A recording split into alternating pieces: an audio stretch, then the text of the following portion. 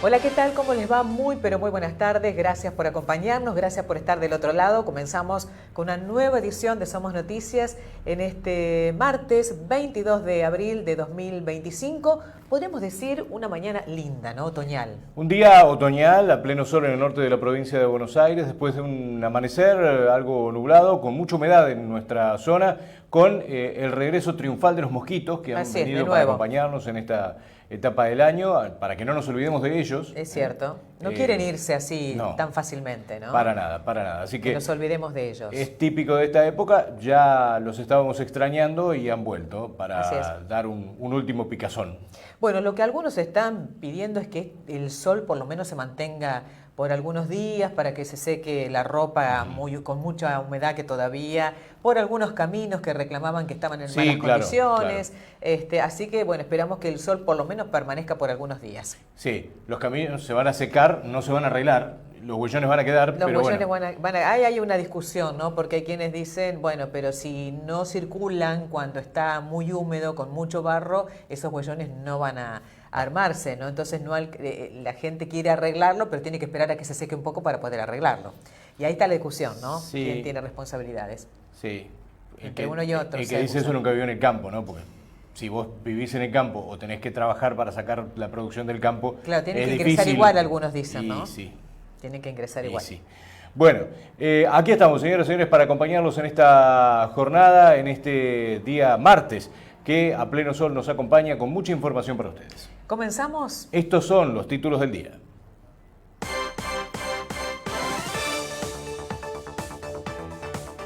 Cerró la oficina de Arca y los trabajadores desconocen su destino. Una mujer de 74 años murió tras el vuelco de un auto en la Ruta 9.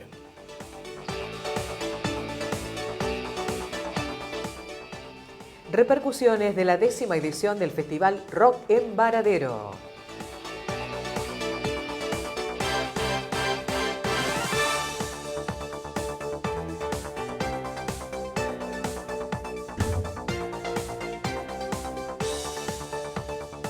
Bueno, comenzamos con el desarrollo de la información y tal cual lo había anunciado el gobierno, finalmente cumplió con el cierre de las oficinas de Arca aquí en San Pedro. En el día de ayer ya están sus puertas cerradas, no están funcionando, más allá de que sus trabajadores permanecen adentro sin nada, porque se han llevado absolutamente todo. Y ahora la incertidumbre de saber qué es lo que va a pasar con cada uno de los ex empleados de Arca, aunque van a seguir de alguna manera, por lo menos hasta ahora, siendo empleados del gobierno nacional. Bueno, hablamos con Evangelina Morales, contaba la situación de cómo se fue dando todo este proceso hasta finalmente llegar al cierre en el día de ayer.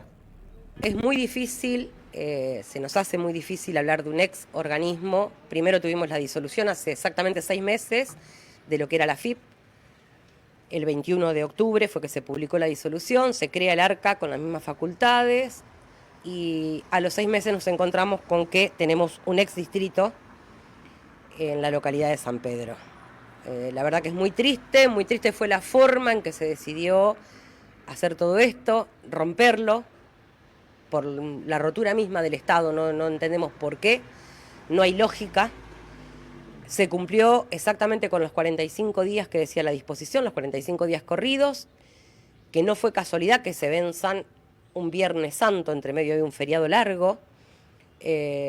Nos encontramos el sábado que los contribuyentes habían empezado a pasar de San Pedro a Agencia Zárate a depender, sin notificación. Las notificaciones recién se realizaron el día domingo, en el medio de la Pascua. En medio del fin de Semana Santa pasaron todo esto, digamos. Exactamente. En este fin de semana fue cuando se hizo el traspaso de los contribuyentes que dependían del distrito nuestro a la agencia Zárate. Y la notificación recién el día domingo. Ayer lunes ya no pudimos abrir la puerta del distrito, teníamos orden estricta de tener la puerta cerrada. Bueno, de hecho no tenemos las computadoras de escritorio, nos las llevaron todas el día miércoles, después del mediodía, con lo cual ni siquiera clave fiscal podemos hacer porque no tenemos para tomar datos biométricos ni nada. Y la orden es, San Pedro, cerrado. Nosotros estamos como empleados a la espera de traslados, de pases, de lo que se disponga. Todavía no saben cuál va a ser la función que va a cumplir cada uno. ¿Cuántos son en total acá? ¿17? Somos 17 empleados de distrito. O sea, verbalmente las asignaciones son fiscalización, la mayoría, con asiento en Zárate o con asiento en la localidad de Pergamino, algún equipo. Pero bueno, las notificaciones no están todavía. El mismo miércoles, 7:30 de la tarde, previo a un feriado, se recibe un mail, todos los empleados del país que estábamos afectados con esta reestructuración, donde nos dicen los pasos a seguir. Y bueno, paso 1 sería esta modificación de los contribuyentes, paso 2 tal cosa, paso 3 tal cosa, paso 4, ahí entraríamos el personal en las notificaciones a ver cuál es el destino de cada uno. Bueno, ¿cuántos contribuyentes tiene San Pedro pasaría el distrito de Zárate? O ya pasó, mejor dicho, como decías recién. Ya pasó, nosotros estamos hoy por hoy sin contribuyentes y son alrededor de 20.000 contribuyentes más o menos. Con San Nicolás creo que se les van alrededor de 60. Sí. Bueno, esos contribuyentes de ahora en más tendrán que viajar cada vez que tengan que hacer un trámite a la sede de Zárate. Así es. Ayer, de hecho, en 10 minutos vinieron 6, 7 personas a tocar la puerta por clave fiscal y demás trámites presenciales, gente que no tiene forma de llegar a Zárate. Bueno, se le dijo que no se lo podía atender. Hoy San Nicolás está haciendo solamente clave fiscal porque contribuyentes tampoco tiene, así que no sé qué directivas de trabajo le pueden llegar a mandar, pero nosotros sí estamos cerrados. Es muy lamentable, hablábamos hace un ratito del tema de lo que era San Pedro con una oficina nacional de réditos hace muchísimos años, estamos hablando de unos 80 años de antigüedad. En el 47 se crea la Dirección General Impositiva, San Pedro tenía su Dirección General Impositiva. En el año 64 se construye este edificio, en octubre del 64, para darle el destino de edificio propio a un organismo nacional. Incluso tenía la casa del jefe. Es cierto, el jefe vivía acá. El jefe vivía acá, para eso se había hecho, porque se lo tomaba como un gerente de banco. Bueno, después por cuestiones de la vida y todo, los jefes pasaron a vivir en otro lado y se empezó a usar como oficinas la parte de la casa, pero estamos hablando de un montón de años del organismo en la localidad de San Pedro y creo que la gente no tomó dimensión de eso, de que se llevara un puesto un organismo nacional, ¿no? Un organismo nacional que no da pérdidas, que no da déficit. Contanos un poco eso, Evangelina, de lo que recaudaba este organismo aquí en San Pedro. Bueno, el trabajo y el personal, en sueldo también, que queda realmente chico si uno lo compara con lo que se recaudaba, ¿no? Totalmente. La estadística que pasa al mismo organismo todos los fines de mes se hace a nivel nacional y se hace a nivel direcciones regionales y cada dependencia. Bueno, nosotros en el último trimestre nos encontramos primeros en recaudación en el mes de enero, segundos en febrero, primeros en marzo, que fue la última estadística que recibimos previo al cierre, con un porcentaje que superaba la media país. Somos un distrito chico, pero un distrito que funcionaba, que recaudaba lo que tenía que recaudar, que cumplía con las metas que el organismo ponía, que no originaba gastos, porque al no pagar alquiler, los gastos son de limpieza y de sueldos, y tampoco estamos hablando de los sueldos que se dijeron por los medios nacionales de 17 millones y toda esa locura, ese disparate, que es impensado. Acá un ingresante arranca con 1.400.000 pesos de bolsillo, y el sueldo máximo de hoy debe ser 2,5 millones de bolsillo, de gente de más de 30 años, no estamos hablando de sueldos disparatados. Bueno, y en relación a lo que viene de aquí en adelante, vale la pena remarcar algunos puntos. El primero de ellos es que no va a haber ahorro de alquiler.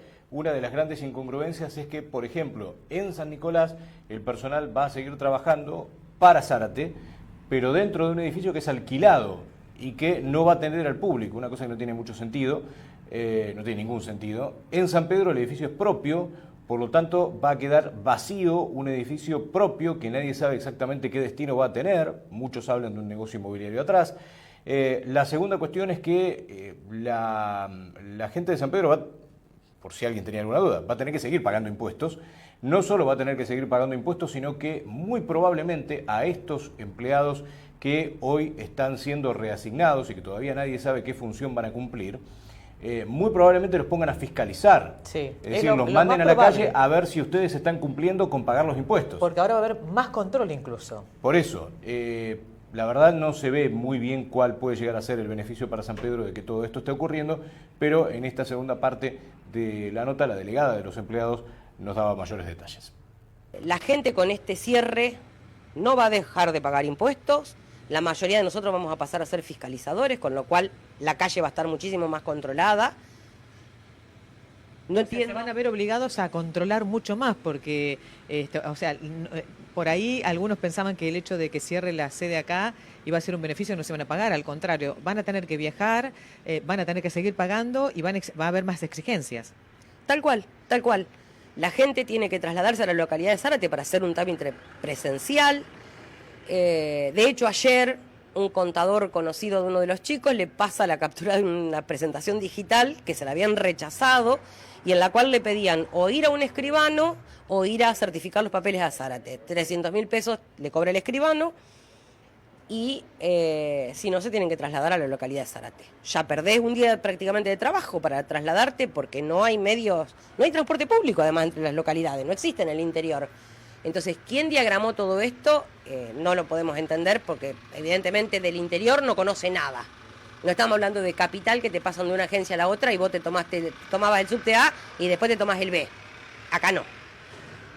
Así que bueno, nada, no tenemos ningún tipo de tarea hoy por hoy asignada. Estamos a la espera de los traslados. ¿Ustedes vienen, cumplen horario? Sí, nosotros estamos viniendo, nos entregaron notebook para poder registrar la presencia además, que se hace vía sistémica. Y bueno, nada, estamos a la espera de ver qué se hace con nosotros. Es una decisión tomada que el edificio esté cerrado. Bueno, y volviendo a lo que te decía en un principio, ¿qué significa para ustedes hablar de un ex organismo acá? Vos hace más de 30 años que estás cumpliendo funciones. Imagino porque hay casi como una situación también que los golpea emocionalmente con todo esto, ¿no?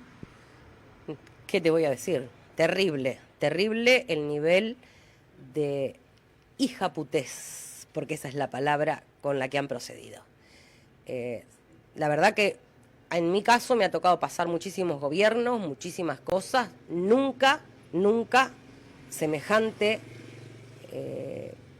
destrozo, emocionalmente destrozados, porque es como que, nada, buscamos dónde enterrar el muerto y no lo encontramos, pasan los días, no se resuelve sobre nosotros.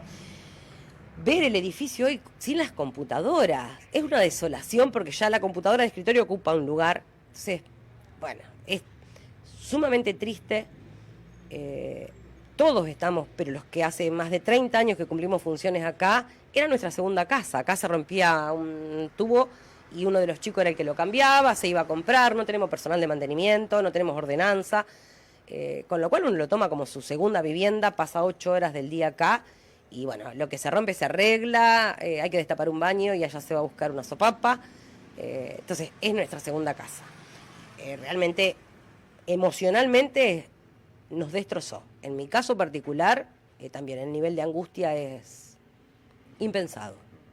Por último, Angelina, ¿creían ustedes que podría haber una marcha atrás en todo esto que hicieron? Fueron a la banca abierta, el jefe comunal que de alguna manera también los acompañó, bueno, hubo algunas acompañamiento, el Consejo Deliberante también, que podría haber una marcha atrás. ¿Tenían esa esperanza?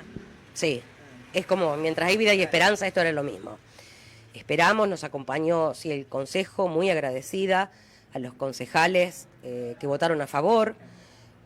Ambos intendentes de la localidad de Varadero y el de acá nos hicieron la nota, los consejos lo mismo sacaron la resolución. Bueno, ya que está hablando del tema de resolución, uno de los concejales de La Libertad Avanza, el día de la sesión, manifestó que esto era un reclamo laboral.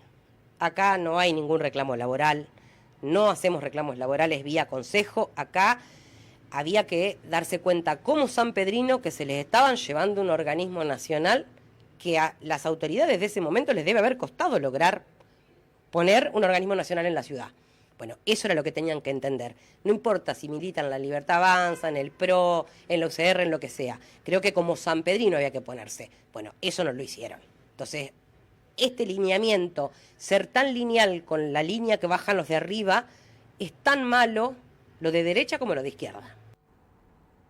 Bueno, cambiamos de tema y sin lugar a dudas que una de las noticias más importantes de estos días, desde el día de ayer, es la muerte del Papa Francisco a nivel mundial, a nivel nacional. También la linkeamos a nivel local porque fue quien declaró a la Iglesia Nuestra Señora del Socorro como basílica, también porque tenemos un sanpedrino que estuvo hasta las últimas horas de él como Juan Cruz Villalón. Y hoy hablamos con alguien que vivió en San Pedro varios años, que estuvo cerca del Papa, que está viviendo en estos momentos en Europa, que lo ha visitado en 2 oportunidades y que, bueno, lo está viviendo de una manera mucho más cercana al fallecimiento y al dolor que viven muchos de los integrantes de la Iglesia Católica, este momento de la partida de Francisco. Bueno, estamos hablando de Failache, ¿no? El padre Fabián Failache, que se fue a vivir a España hace varios años y que, bueno, habló un poco de lo que fue el impacto de la noticia y de lo que fue también el trabajo que ha realizado el Papa Francisco.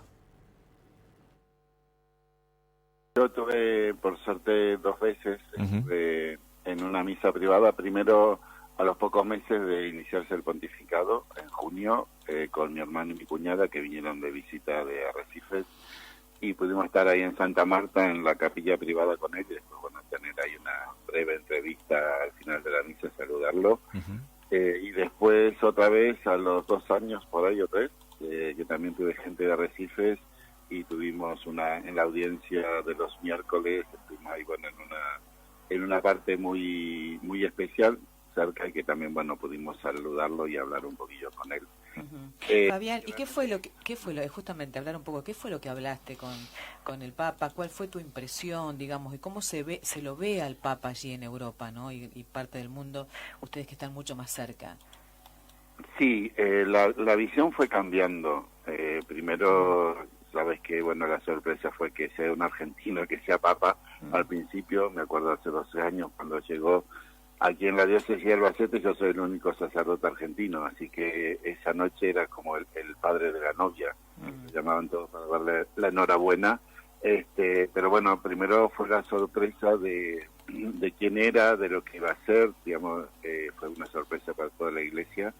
Pero después, poco a poco, se fue entendiendo un poco la manera de pensar y de vivir, porque sobre todo Francisco al principio no se llamaba a sí mismo el Papa, sino se llamaba el Obispo de Roma, que bueno, es el título que tiene al ser elegido, pero fue mostrando después ese carisma personal de él, ¿no? De cercanía, de cómo era en Buenos Aires, ¿no? Cercanía, disponibilidad, mirar sobre todo a las clases más sufrientes de la sociedad, y marcando una tendencia muy fuerte frente a lo que estaba sucediendo aquí en Europa con el tema de los migrantes. Eso causó mucha impresión y estuvo por un lado muy cuestionado, pero por otro lado muy apoyado por la sociedad, ¿no? De poder estar atento a las necesidades de toda esta gente que, como su familia, ¿no? Él es hijo de migrantes, entonces sabe lo que se sufre cuando se deja la tierra por ciertas circunstancias, ¿no?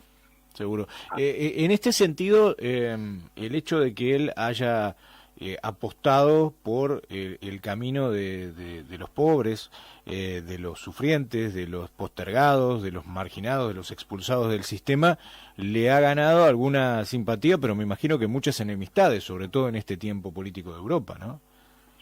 Sí, como siempre, ¿no? O sea, siempre que uno tiene una cierta línea, tiene unos muchos que lo apoyan y otros tantos que no lo apoyan, ¿no? Claro. Pero yo creo que Francisco pudo en ese sentido estar, como diría San Pablo, me hago todo con todos para ganar algunos.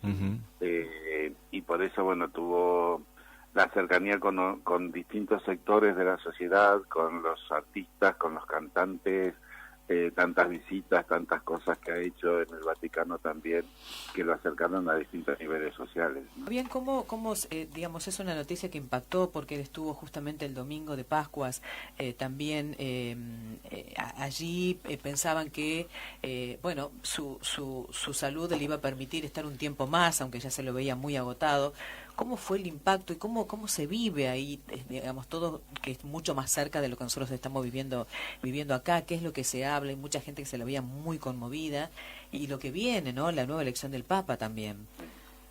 Sí, sí, realmente fue muy impactante recibir tan temprano la noticia. Aquí ponerle que recién estábamos abriendo los televisores y de repente te encuentras con la noticia que no lo podés creer porque, bueno, lo habíamos visto el domingo dando la bendición Urbi de Torbi, y si bien digamos, la imagen no era la mejor porque, bueno, él con su edad y con todo lo que había sufrido en el hospital todavía no estaba del todo bien, pero bueno, se lo podía escuchar, pero no se esperaba ese desenlace tan pronto, ¿no? O sea, todos sabíamos que, bueno, iba a llegar un momento en que, bueno, su salud y por todos los problemas que tiene desde hace muchos años, iba a llegar a un fin, pero bueno, así de repente nunca se esperaba.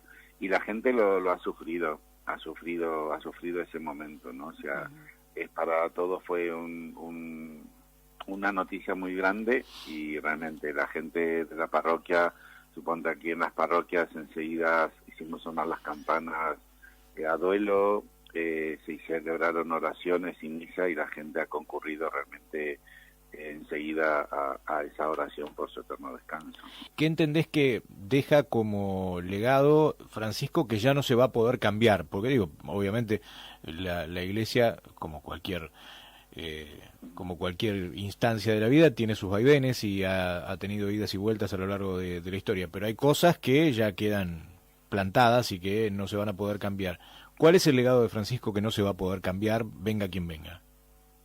Yo creo que tiene muchas puntas, se podría decir. Por un lado, creo que se ha solidarizado mucho con el mundo más pobre, digamos, ha puesto muy claras las pautas de la Iglesia acerca de muchas conductas de los países, sobre todo de aquí de Europa. Creo que eso no se va a poder cambiar.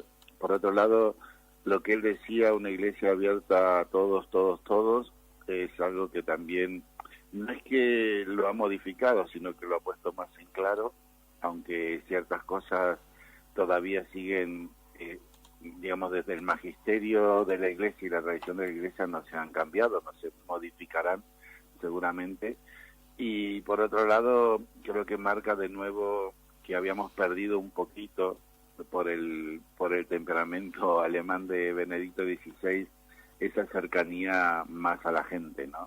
Que habíamos tenido una cercanía profunda con Juan Pablo II, Benedicto, que era más alemán todavía, no la tenía y por ahí no se lo quería mucho por eso, y Francisco, bueno, volvió a retomar una cercanía a la gente, que la gente lo aprecia y lo quiere, y bueno, ha hecho que muchos puedan volver a creer o volver a confiar por esas cosas.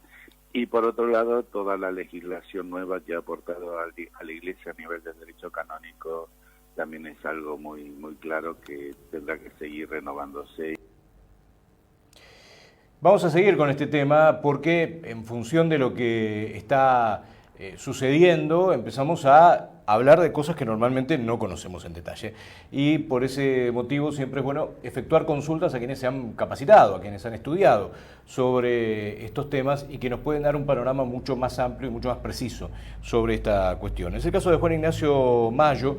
Juan Ignacio es profesor, pero quiero decir bien exactamente el título que tiene, profesor en Ciencias Sagradas. Es un título que lo especializa en distintos aspectos de la liturgia, de la filosofía, de la teología y también del protocolo que por estos días se está aplicando en el Vaticano luego de la muerte del Papa Francisco y hasta la designación, muy probablemente ya avanzado el mes de mayo, del nuevo pontífice de la Iglesia Romana. Vamos a compartir lo que decía Juan Ignacio Mayo esta mañana en declaraciones a la radio 92.3, explicando qué es lo que estamos viendo en este momento, qué es lo que estamos viviendo y qué es lo que está sucediendo en el Vaticano.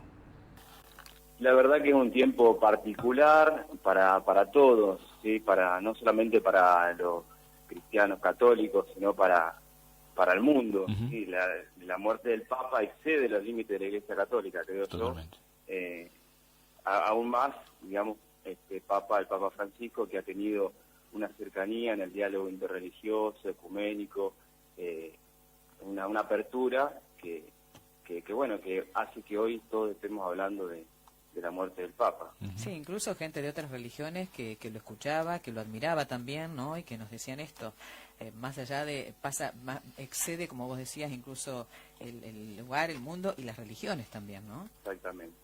Claro. Exactamente, y a nosotros nos toca mucho más del corazón, digamos, a los argentinos, que también es importante aclarar esto, ¿no? No era solo el Papa de los argentinos, era el Papa del mundo, ¿no? Sí, aunque a veces no lo interpretemos de esa manera, ¿no? Y sigamos metiéndolo en las cosas nuestras. Juani, ¿qué está pasando hoy en el Vaticano? ¿Qué debería estar pasando protocolarmente hoy y de aquí en adelante en los próximos días? La sede quedó vacante, la sede del Papa quedó vacante. En este momento está el camarlengo, que es la figura que el Papa designa antes de morir para que, bueno, gobierne en sede vacante. En esta oportunidad el camarlengo se llama Félix Farrell, es un irlandés, un cardenal irlandés. Y bueno, en estos momentos seguramente han visto y por todos lados está... se ve, digamos, que empezó el protocolo del lacrado, el rito del lacrado, donde se sellan, digamos, las puertas, ¿sí?, de todas las oficinas, los sectores que habitaba el Papa, en este caso del Palacio Apostólico, que él no vivió ahí, sino que como habitualmente los papas lo hacen, sino que su lugar de residencia fue en Santa Marta. Así que, bueno, se han lacrado todas esas puertas, las oficinas privadas, todo eso queda sellado y todos los colaboradores más cercanos, los secretarios, ya dejan su lugar, ¿sí? Ahí ya no puede entrar nadie para custodiar, digamos, bueno, todo lo que ahí habitaba, ¿no? Documentos, escritos y todo lo que... Eso después se reabre, ¿no? Nuevamente con el nuevo Papa. Claro, una vez que ya queda electo el nuevo Papa, todo eso vuelve, digamos, a su curso. También los colaboradores y demás, los más allegados a la persona que asuma el papado, ¿no? Así que en este momento también, bueno, se está velando en una capilla privada, ¿sí? Antes de lo que va a ser el velatorio público. Se está velando, sí, comenzó el velatorio en la capilla de Santa Marta, en la planta baja, y ahí participan y se acercan, como decía, los colaboradores más cercanos, los cardenales que están habitando ahí en Roma, los más cercanos, hasta que se haga el velatorio, digamos, abierto para todos, ¿no? Ahora, él introdujo algunos cambios en lo que tiene que ver con los rituales, ¿no? Eso Sí. los podemos conocer, Juan. Sí, ha cambiado el rito, Francisco, como es como lo conocíamos a él, ¿no? Algo más sencillo, más austero, ¿sí? Él ha cambiado el rito de sepultura, del velatorio, ha pedido un cajón simple, sencillo, no los 3 cajones que habitualmente se usaban, de 3 tipos de madera, sino que ha pedido un solo cajón, ¿sí?, común, y también ha pedido ser enterrado en tierra, con una lápida sencilla que diga solo Obispo de Roma o Francisco. Eso también ya era esperar de él, ¿no? Ahí en su escrito antes de la muerte ha dejado todo esto ya por escrito, también pidiendo que sigan rezando por él, y también esto de que ofreció este último tiempo de dolor por la paz del mundo. Una vez finalizadas las exequias, ¿comienza el cónclave o se puede dar en paralelo el cónclave con la despedida de los restos de Francisco? No, ahora son 10 días aproximadamente hasta que suceda todo esto, y después se está convocando al cónclave, ¿no? Que en el cónclave van a participar los cardenales, ¿sí?, pero solo pueden participar de la votación y ser electos los cardenales menores a 80 años. Porque, bueno, obviamente el cónclave, y sobre todo después de la película del año pasado, hay como toda una mitología, ¿no? Dando vueltas, cosas que son, cosas que no son, cosas que parecen y mucho de imaginación. ¿Qué es exactamente un cónclave y qué es lo que pasa en un cónclave? ¿Es cierto que están encerrados durante todo el tiempo que dura el cónclave? El cónclave se hace obviamente de manera privada, ¿sí? Y participan, como decía recién, todos los cardenales, previamente a la votación, sí, que es lo más por ahí, lo que se ve, lo que se espera y lo que aparece en las películas. Se hace todo un trabajo, un estudio, ¿sí? De la iglesia, cómo está de la iglesia actual, se opinan, se conocen, se debaten y después se genera la votación. Claro, porque puede haber un cónclave que no sea para elegir papa. También hubo cónclaves en otras etapas de la historia que no necesariamente son para elegir papas. Claro, siempre hay los sínodos, claro, y demás, siempre se debaten, ¿sí? Diferentes temas que preocupan o de los cuales ocuparse de la Iglesia del mundo. En este caso el cónclave va a ser para la elección del nuevo pontífice y, como decía recién, pueden ser electos los cardenales menores a 80 años. Bueno, también ayer hubo una misa convocada por la Basílica Nuestra Señora del Socorro para despedir a su santidad el Papa Francisco. Esto fue realizado alrededor de las 19 horas, estaba prevista el inicio de esta misa, donde bueno, participaron muchos sanpedrinos y sanpedrinas.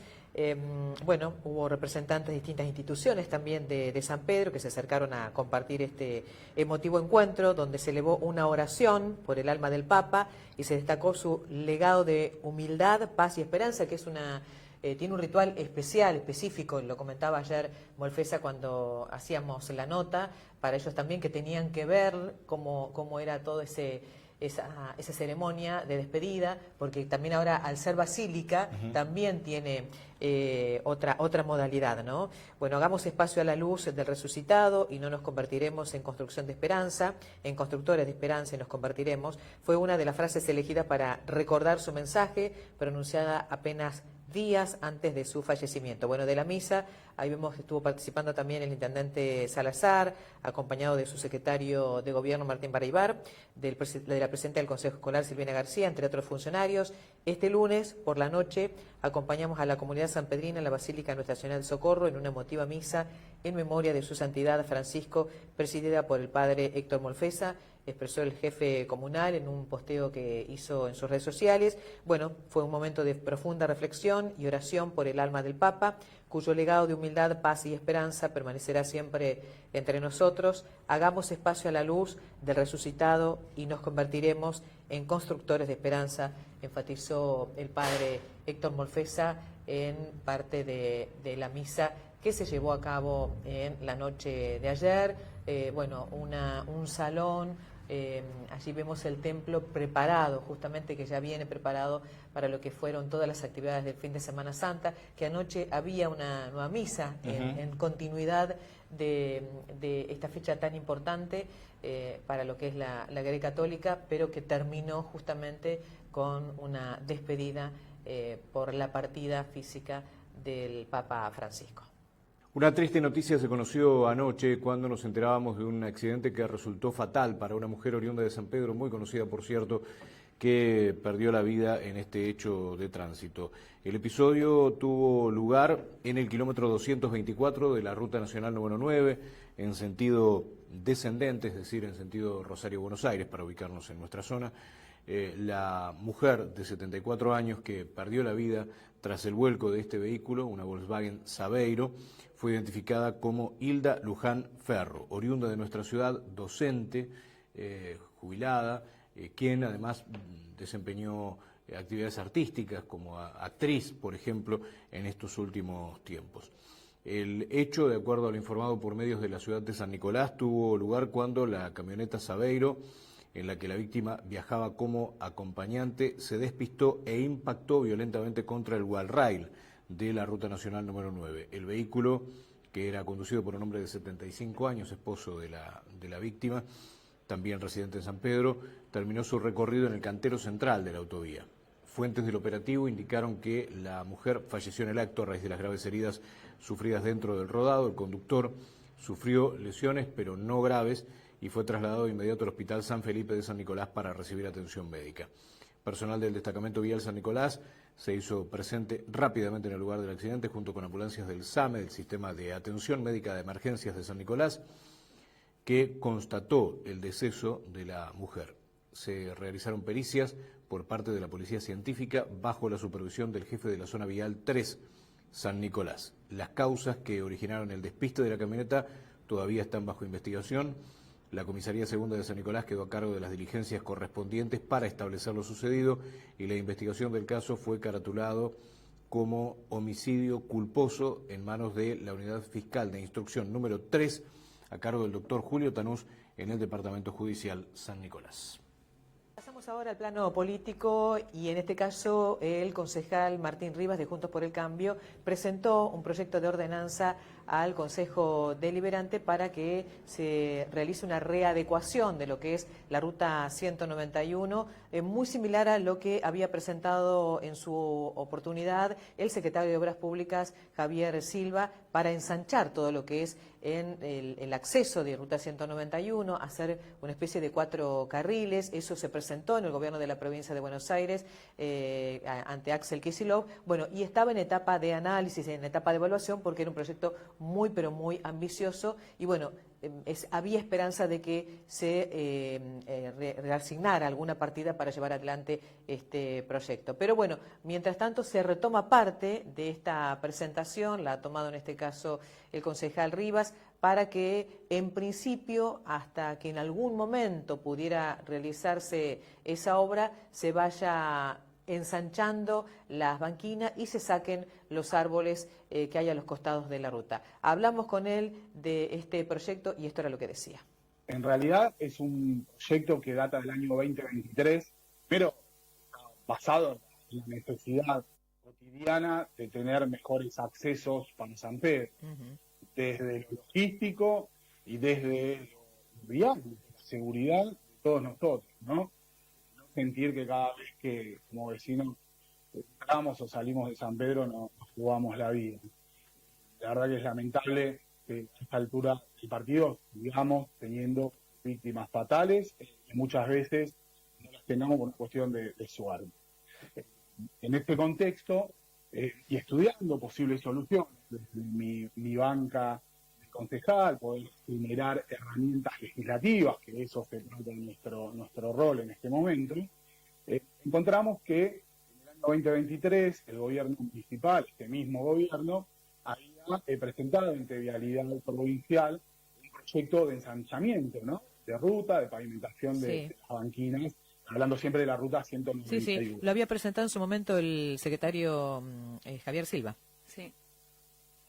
Exactamente. Cuando era secretario de Obras Públicas. Claro, cuando era secretario de Obras Públicas. Claro, sí, ¿no? Cuando era secretario de Obras Públicas, sí. Lo que pasa es que fue un proyecto que se presentó, que iba a tener ingreso y estaba en etapa de evaluación porque un proyecto muy ambicioso y necesitaba dinero. Y ahora no hay plata, Martín.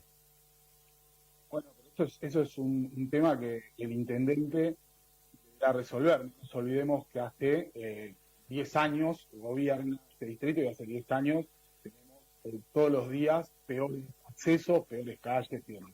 Pero saliendo de ese tema, yendo a lo propositivo y a la búsqueda de soluciones, ese proyecto, como decías vos, en Vialidad Provincial, quedó en etapa de análisis. Estudio, ¿no? Sí. Lo están estudiando y demás. Creo que tenemos que tomar los sanpedrinos en general, la dirigencia política, nosotros, los nuevos dirigentes políticos, sobre todo el toro por las astas, y empezar a buscar soluciones, y no esperar que siempre nos resuelvan desde provincia, desde nación las cuestiones. Sabemos que el financiamiento no es sencillo, sabemos que es una obra más que importante, pero en algún momento tenemos que empezar. Y lo que podemos empezar, lo que podemos comenzar, es a tener herramientas legislativas. Por eso tomo la iniciativa, trabajamos con nuestros equipos, estudiamos el proyecto del año 2023 que está en estudio en Vialidad Provincial, Comenzamos por lo primero que se puede hacer, que es empezar a preparar el terreno, quitar esos árboles, utilizar estos árboles como material de leña para poder financiar, aunque sea parte de la cartelería, y comprar nuevos ejemplares de árboles para reforestar en áreas que no sean incómodas, digamos, al tránsito, ¿no? Un poco de eso se trata este proyecto. Sé que muchas veces genera esta discusión ciertas polémicas, la verdad que fue Porque muy esta es bien una polémica, tomado. sí, una polémica histórica, en realidad no surge de ahora, siempre que ha pasado un accidente, siempre venía la polémica de los árboles, de gente que decía, le estoy hablando de años, creo que trabajaba en APA y ya esta polémica y este debate se daba siempre, ¿no? Quienes sostenían que si uno conduce bien, es probable que no haya inconvenientes, que no haya exceso de velocidad, y por el otro lado de gente que decía, pero si por ahí te vas a la banquina y hay un árbol, si no hubiera un árbol, probablemente la situación hubiese sido otra, ¿no? Ese es un poco el debate que se daba entre uno y otros, quienes justificaban que había que sacarlo y quienes no. Totalmente. Bueno, estamos hablando de una ruta y de ejemplares que datan de la década del 40. Sí, claro, ¿no? sí. O sea, hace tiempo que esos árboles están en ese lugar y si ha cambiado de alguna manera el parque automotor, un montón de factores a lo largo de estos años que nos hacen ver que tenemos que readecuar ese acceso. En ese contexto, yo creo que la discusión no es árboles sí, árboles no, sino es, ¿estamos dispuestos a trabajar para tener un acceso a la altura de las circunstancias? Creo que ese es el eje. Obviamente, si los árboles entorpecen ese desarrollo, habrá que quitarlos, habrá que tener el contrapeso para poder tener el menor impacto ambiental posible, como se hace en todos lados. Estamos hablando de una ciudad donde el arbolado público fue y es muy importante y que requiere, por otro lado, tareas constantes de poda, de rever hacia dónde orientamos el arbolado público de San Pedro, cuestiones que también hemos insistido en el Consejo Deliberante para que esa comisión externa pueda reunirse y lo va a hacer la semana que viene, la que inicia este lunes. Entonces, lo que tiene que ver con el acceso por la ruta 191 también nos despierta de alguna manera otras inquietudes si queremos hablar de arbolado público, de conservación y de reforestación. Ahora, siendo netamente a esta obra, presentada en su momento, publicitada mediáticamente en el año 2023, creo que lo tenemos que retomar y darnos lugar a esta discusión. Títulos del Diario Digital Norte Bonaerense, los temas más importantes que aparecen allí en la portada. Varadero llega a la 18ª Fiesta Nacional del Mondongo y la Torta Frita. En Ramallo, el municipio comenzó a extender la red de cloacas en el barrio Pinar del Río y zonas aledañas. La ciencia reveló si es mejor hacer ejercicio todos los días o solo el fin de semana. Tomás Casquero finalizó cuarto en el Campeonato Argentino Infantil Juvenil de Ajedrez. Más información que tiene que ver con la zona norte de la provincia de Buenos Aires. Bueno, Martín Rivas presentó un proyecto de ordenanza para la recuperación de la ex terminal de ómnibus. Campana, vecinos alertan por falsos recolectores de residuos que piden alimentos puerta a puerta. San Andrés de Giles, la policía patrullará con drones el espacio aéreo gilense. Y en San Pedro, el concejal Martín Rivas presentó un proyecto de ordenanza de la readecuación de la ruta provincial 191. Todo esto y mucho más lo pueden encontrar en www.nortebonaerense.com.ar. ¿Qué va a pasar con el tiempo para lo que resta de la jornada de este martes, donde están anticipando ya una máxima de 24 grados, cielo despejado, algunas nubes andan dando vuelta por el cielo de la ciudad de San Pedro, pero es una linda jornada. Para mañana miércoles se anticipa una máxima de 24 grados, una mínima de 15, cielo parcialmente nublado. El jueves 24 grados de máxima, mínima 14, cielo parcialmente nublado. El viernes 25 grados de máxima, mínima 15, cielo parcialmente nublado. Esto es entonces lo que anticipa el Servicio Meteorológico Nacional para esta zona. Nos vamos, gracias a todos por habernos acompañado. Vamos a volver a encontrarnos mañana a partir de las 7 para una nueva edición de Equipo de Radio, aquí en esta misma pantalla, en la pantalla de su canal local, en la radio 92.3, en redes sociales, y 12:30 Somos Noticias. Bueno, nos vamos, nos encontramos mañana. Lo invito a ver si quiere un video de las Spy Girls. ¿Cómo no? Está buenísimo. ¿En serio? Sí, por ahí capaz que hay un San Pedrino dando vueltas. ¿Por qué no? ¿Por qué no? Hasta mañana. Chao.